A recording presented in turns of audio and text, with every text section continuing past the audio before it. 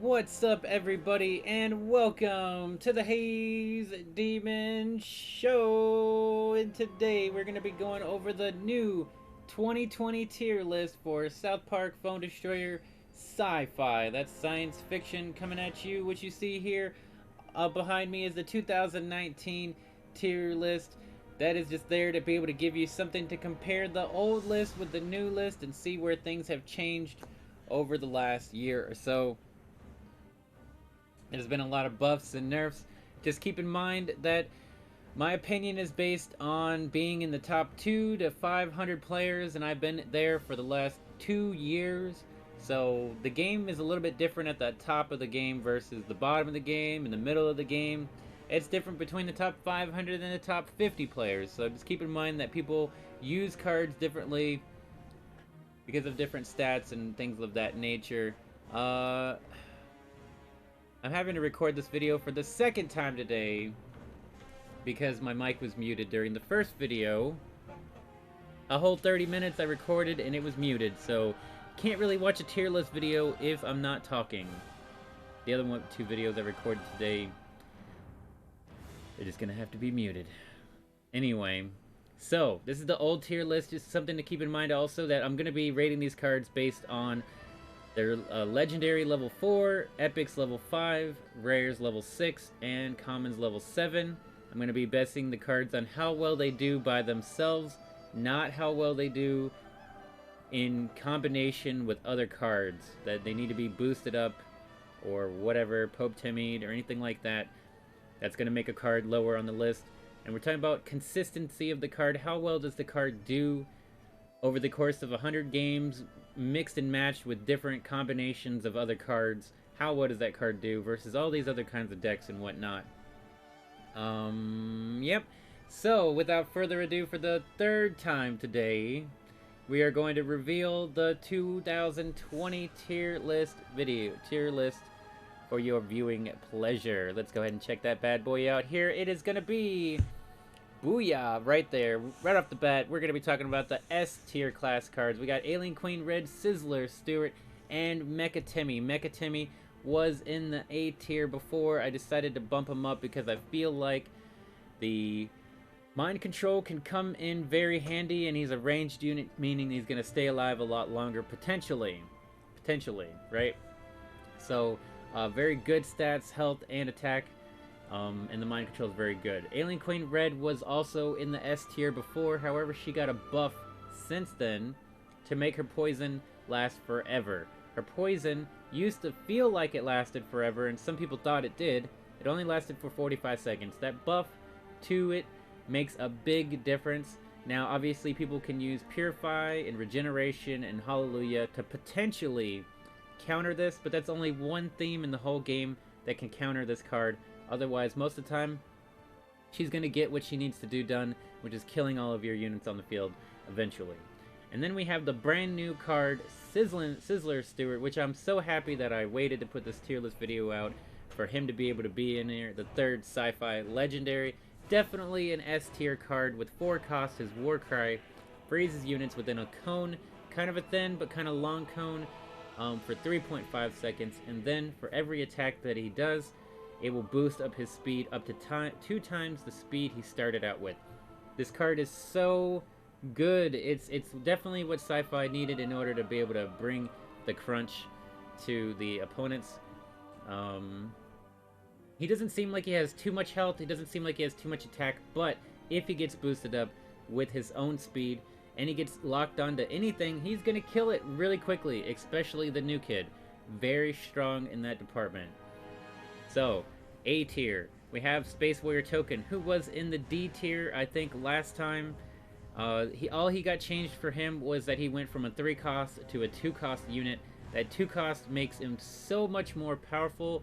The pressure that he can use on your opponent, he's got good solid health and attack, and his ability increases his damage for the closest unit that he hits. He can basically turn into a headhunter, so that ability to target the new kid creates pressure on your opponent to play a card earlier than they normally would. Yep. So the pressure makes a big difference there. Also wanted to say that if you guys need a better description of the cards, make sure to check out my tier list. In the 2019, I get into more descriptive about the cards, although they're not balance changed back then, obviously. So make sure to check them out. We also did the neutral, the adventure, fantasy, and mystical tier list videos already came out. So this is the sci-fi, and then we're going to do superhero.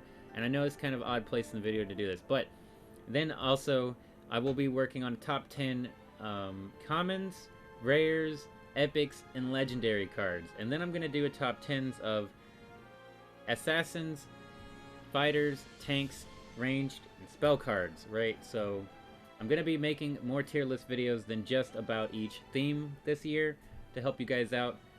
Now we're going to be talking about visitors. Visitors were also another card that was down in the D tier. They had no health, they had no attack, they were pretty much 100% useless. Nowadays, it'll be hard for you to find a sci-fi deck that doesn't have visitors in them. They do so much damage per second, and it is ridiculous once they hit the field. Pew, pew, pew, pew, pew, pew, pew, pew, pew. There's 2 of them. They can get double boosted by other units. They're just very, very strong. They're easily can be taken out, but if they are unchecked, they are decimating. Now we've got Power Fist Dougie, who was in the A tier last time. Also, all the Dougies got nerfed. However, this one has the ability to protect itself. So if it only needs to hit you one time and it freezes all the units around you, well, he's going to get that last hit and it's going to be game over. He moves too quick, yada yada yada yada. There is still a lot of ways to counter Dougie, but if you counter Dougie, you may be leaving yourself open to much more powerful cards, and that is what Dougie does good. He either is soaking up removal cards and whatnot, or he's taken new kids candy bars, right? So very strong card, got nerfed and still didn't go down on the tier list. Now we have Mind Control. Let's go ahead and talk about all of the spell cards here real quick, one by one, before we continue. All spell cards got bumped up 1 tier because I feel like they're all pretty strong on their own, in their own ways. But Mind Control being the #1 card because it can mind control Dougies, Stand of Many Moons, Mecha Timmy to mind control other units. You know, you just have so much ability power in mind control. It is ridiculous. You can even be playing against somebody with higher level cards than you, and if you mind control the right one, they're just going to kill each other, and then you can just push right on through. It's a very good card indeed. The only cards that counter this are other mind control and purify. So mainly just purify, and that's only one theme in the game that can do that. I mean, obviously you're running 2 themes in each deck, but that's only one theme that can do it, so I feel like it's a very powerful card. Used correctly, it absolutely destroys opponents. And then we have next in the B category, it's going to be Freeze Ray, which I find is a very underrated card for the 3 cost. Freezing units right at the new kid, your units can finish them off and hit the new kid for that damage. Also, if they're about to die, the new kid zap now can't even hit them, right? So, very underrated card, can come in very clutch. It's a card that people just don't expect to see, and it can be comboed with Dougies and other assassins and things of that nature. So it's a very strong card, underrated for sure. And then Hyperdrive at 4 cost. If it was a 3 cost, this card would be the #1 card in the #1 spell card in Sci-Fi, because it has a solid amount of time that it can speed boost units, and having a bunch of units getting speed boosted can be absolutely decimating to your opponent for sure, 100%. But at 4 cost, it makes it a little bit harder to play this card and makes it more risky, but you can still pull it off, but people just prefer a different method of speed boosting, which we will get into. And then we have Poison, which actually did get a buff. None of these other spell cards got a buff, but Poison got a spell buff, and it was in the D category. It does more damage. It doesn't do a ton of damage. It does more damage, and it is more viable than it used to be, because there's a decent amount of ranged units and spammable units that this card can take down. So it finds its place in decks. Not as much as it used to be, like a year and a half ago, but It's still a pretty good card. You can find your ways to use it. I like it. It's okay. So that's spell cards. Let's jump right over here to the B tier, which is Enforcer Jimmy. Enforcer Jimmy used to be the S tier card, which I feel kind of funny about that, but we really only had one other card in the S tier at the time, which was Alien Queen Red. So Enforcer Jimmy, he kind of has a slow spawn, so units can get a hit on him pretty easily before he can do anything. He has a good amount of health. He has an okay attack. He doesn't have the greatest attack. For 2 cost is fine though, but he has a good amount of health. His big thing is his aura. His aura is so huge, you can stop units like Stand of Many Moons, Witch Doctor Token, yada yada yada. At the cost of his own life, he can protect you from your opponent's charged abilities. And stopping charged abilities can really hinder your opponent's plays that they are trying to make. So the card is very strong, very worthy of the B tier, no doubt about it. And then we've got here the 6th Element Randy, which I could guarantee a lot of people would disagree with me about 6th Element Randy, because he can be very much a monster and hard to deal with. They buffed up his attack since the last time, but I feel like the reason why I don't put him higher up on the list is because he doesn't really have enough health, in my opinion, to warrant a 5 cost. So with that 5 cost, you're making a really risky play that you're hoping you can get a bunch of vacuums out to kind of make up for that health difference. But I feel like, to me, in my opinion, he's more of like an assassin fighter unit. He has a good amount of health for an assassin, but that's really what he does. He is an assassin. He hits really hard like a truck. So if you play him right, he can do very good. But if you just play him at the beginning of the match, there's a really good chance that he ends up getting countered very easily in a waste of 5 energy. So, risky card for sure for 5. Then we have here Warboy Tweak, who used to also be in like the C- category, I believe. But boosted up because he did get a buff to his attack and health, or whatever it was, and his range maybe, I'm not sure. But his ability to speed boost other units makes a huge difference in matches, and some people find that he will never leave their deck. I play him sometimes. I don't play him all the time. I kind of don't like that he has a gamble mechanic, where there might be like 2 seconds of heal or speed boost, or 4 seconds of speed boost. I wish it was like a solid 3.5 seconds or whatever, so you know that what you're gonna put him down for, you're gonna get your energy's worth out of it. Because sometimes you just get the smallest boost of speed and then it's nothing. It's not even worth it. But I think he is a very strong card for sure.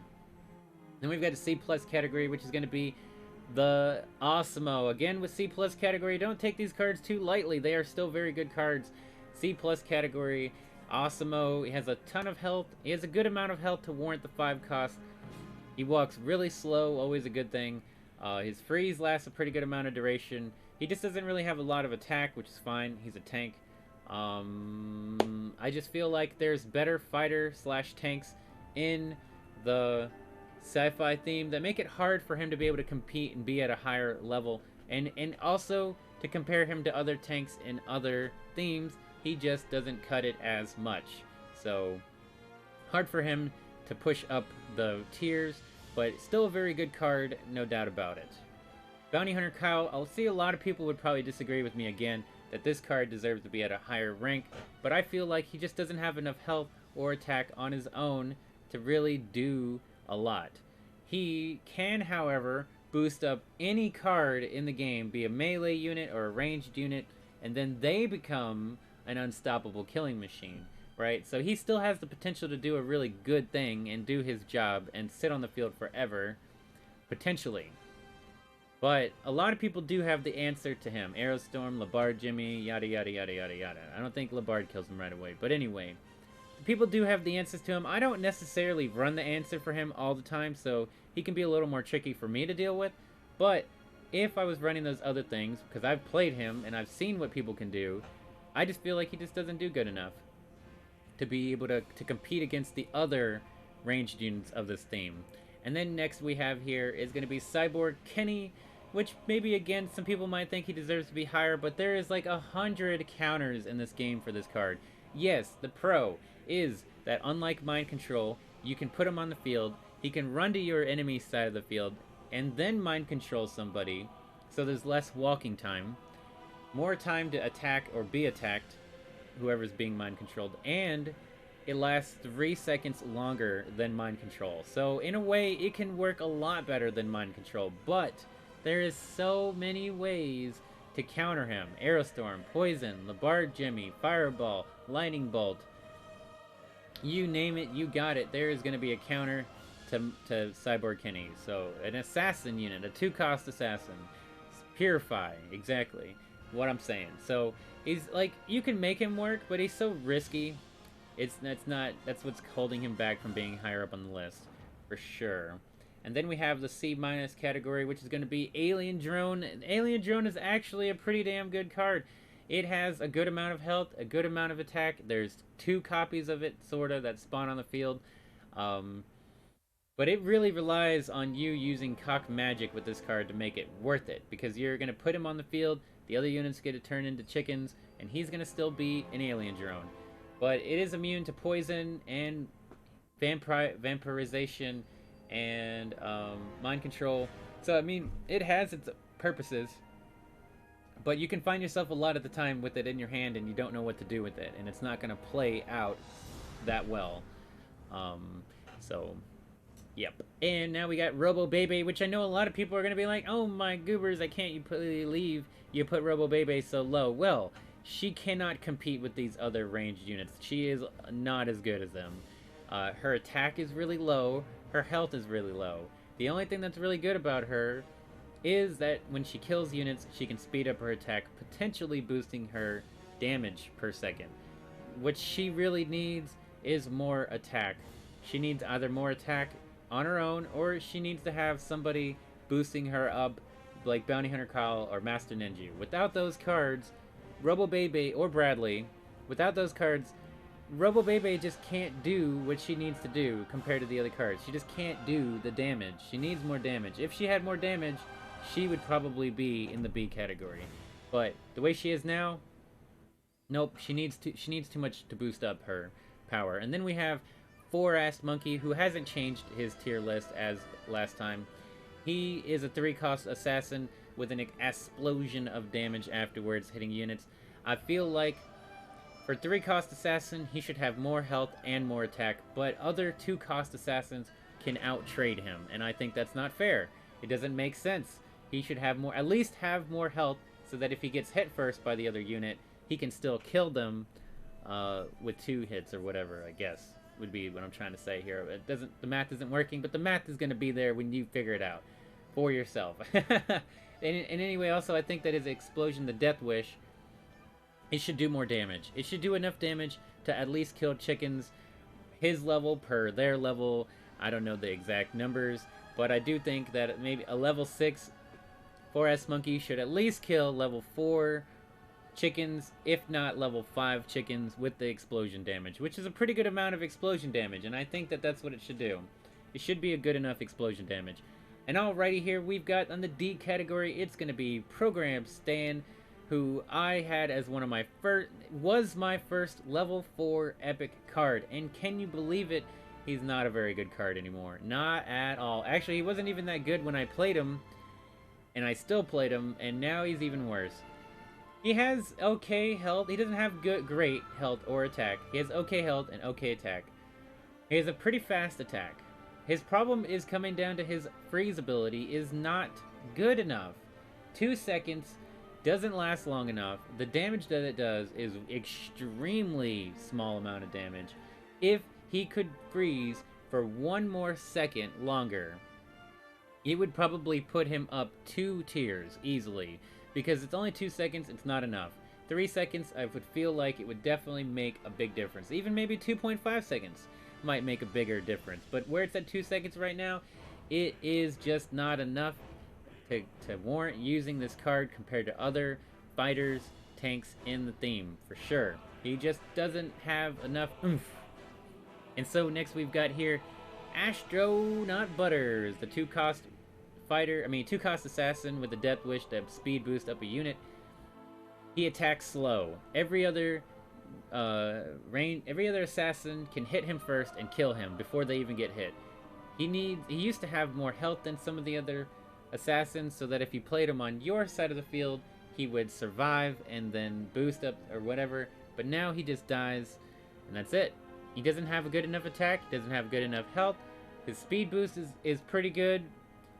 Maybe it needs to last longer to kind of make up for the lack of stats, but I don't know.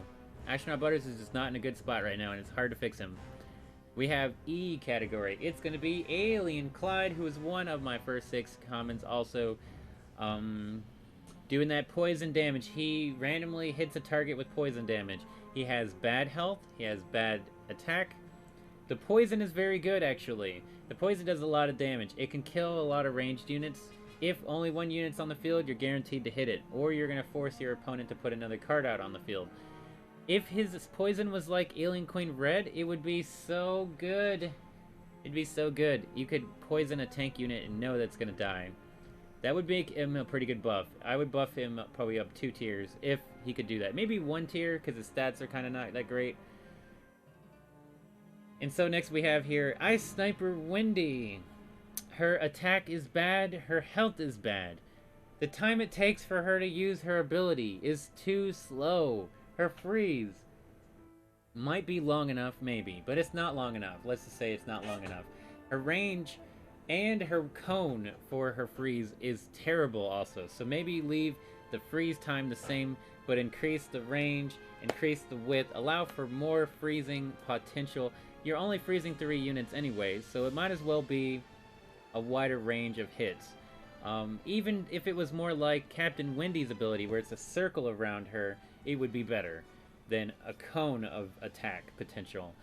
It's just so weird how her ability works. She needs buffs. She needs buffs badly. And then we've got in the F tier, Marine Craig. I played this card, screwing around with him for a while to confirm. His ability is good in one way, and ability is bad in the other way. It does a good amount of damage to the new kid, not like OP amount of chip damage, but it does a good enough amount of damage that I think it's fine. However, I think the damage that his poison ability does to units around the new kid is terrible. It barely does any damage at all. So you can't really rely on him chipping down units around the new kid. You can rely on him chipping the new kid, not the units around him. I feel like that's where he needs a buff for sure, as well as his attack and health is abysmal. Very, very bad health and attack. So if he could get those buffs, he could be a much better card for sure, no doubt about it. And Gizmo Ike, the final card, the F tier card, final card. This card sucks donkey balls. They buffed him up in one way or another, but his problem is simply that he attacks too slow and all of his clones are weak sauce. When he spawns, the A Gizmo spawns a B Gizmo. The B Gizmo has 50% health of the A Gizmo. And then when the B Gizmo spawns a C Gizmo, that C Gizmo only has 25% health of the A Gizmo. If this card spawned 100% health units, it would be a card that everybody would want to play, and it would be in the B category, if not the A category. Right now, all the spawns are completely useless, because by the time you get to your opponent's side of the field, they have such low health, they get one-shotted by the new kid zapper. One shot by the new kid zapper. One shot by the new kid zapper. And they're all dead. They never even get to do anything. So their health is really bad. Their attack is really slow. It takes some time to wind up, so other assassins can hit them first, right? So that makes them even worse. But if they were to leave the attack the same and just buff his clones, make his clones worth it to even use Gizmo's ability, make it worth it, then this card would be a lot better. But right now, it's just Garbaggio. But that's it, guys. That is my entire tier list video. I hope you guys enjoyed it. And if you have any comments about where you think cards belong on the tier list video, make sure to drop those comments in the down below. Make sure to hit that like and subscribe to the channel. If you need more information on these cards, make sure to check out my 2019 tier list video as I go into more detail about each card. I'm trying to keep these videos a little bit shorter than last year's. And also, I will be coming out with the superhero tier list video next, so make sure to keep an eye out for that. We should be coming out with one of these once a week and beyond for some other kinds of tier list videos we're going to do. But that's going to be it, guys. I hope you guys enjoyed the show, and if you did, make sure to leave a like and subscribe and leave a comment down below. And I hope you have a wonderful day. Don't forget to bring a towel. Peace out.